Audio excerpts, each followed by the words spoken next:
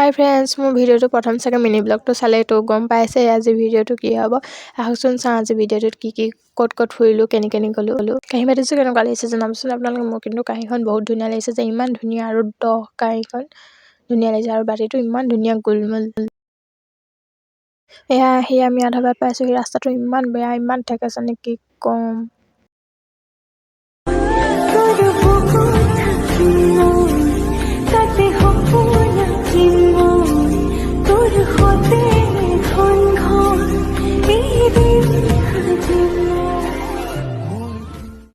সেয়া আহি আমি বিয়া ঘৰৰ ওচৰত পাই গ'লোঁ। বিয়া ঘৰ গৈ পাই থাকোঁতেই দৰা ঘৰ আমি পাই গ'লোঁ।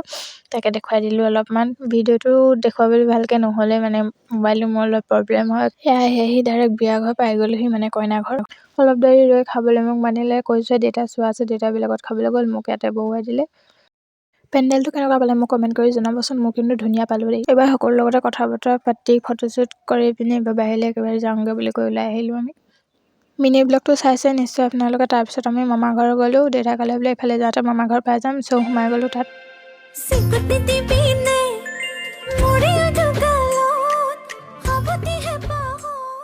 এইবাৰ মামা ঘৰ পাই গ'লোঁ। গেট খুলিয়ে দেখিলোঁ ককাও আহি মামা ঘৰত বহি আছেহি। মানে ককা ডাঙৰ মামা আৰু সমাজ মামাৰ লগত থাকে। তাৰ পৰা আইতাই আকৌ পিঠা বনাই আছিলে, সেইবাবে চাহ বগাত ময়ো অকণমান সহায় কৰি দিলোঁ। সেইবাবে সেই সময়তে কেমেৰাটো অকণমান অফ কৰি দিলোঁ।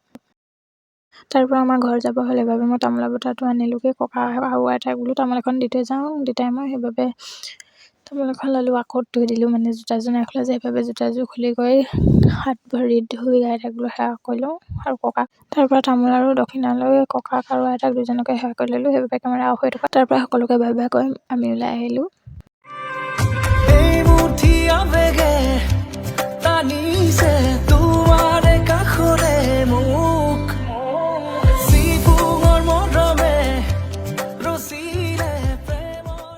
এইবাৰ আমি সোমাই দিলোঁ জেঠাইহঁতৰ ঘৰৰ ফালে। জেঠাই গা ভাল নাছিলে, মানে বিহুতে গা ভাল নাছিলে, সেইবাবে আমি এতিয়া খবৰটো বোলো লৈ যাওঁ।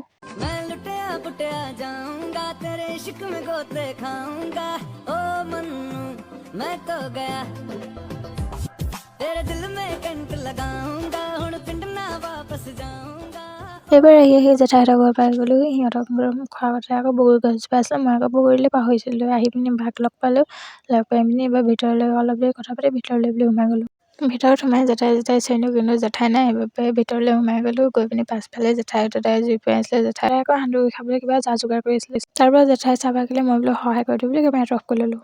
তাৰ পৰা টেঙা কেইটামান ল'লোঁ। কেইটামান নহয়, এক পন্থিলে বায়ে পাৰি দিলে, মই বোলো ভৰাই লওঁ কেইটামান। তাৰ পৰা এইফালে আছে মাছ, মাংস, ডিম। মই আৰু ঘৰৰ মানুহখিনি খাবলৈ বুলি জেঠাই বনাই দিলে, দেউতাৰ কাৰণে জলপান বনাই দিলে। তাৰ পৰা সকলোকে বাই কৰি দাদাহঁতৰ লগত নদীৰ পাৰৰ দলংখনৰ ওচৰলৈকে মই খোজকাঢ়ি আহিলোঁ। এইবাৰ কিন্তু একেবাৰে ঘৰলৈ বুলি আহিলোঁ দেই। আহোঁতে কিন্তু গধূলি হ'ল। ভালকৈ খাবলৈ নাপালোঁ, দেউতাই ইমানেই খৰ কৰিলে। তাৰ পৰা আহি পিনি আমাৰ ঘৰৰ ওচৰৰ দোকান এখন পালোঁ। দোকানখনত ক'লে যে ব্ৰইলাৰ নাই বোলে, কয়লাৰহে আছে। সেইবাবে মা লৈ বোলে কয়লাৰকে লৈ ল'লে।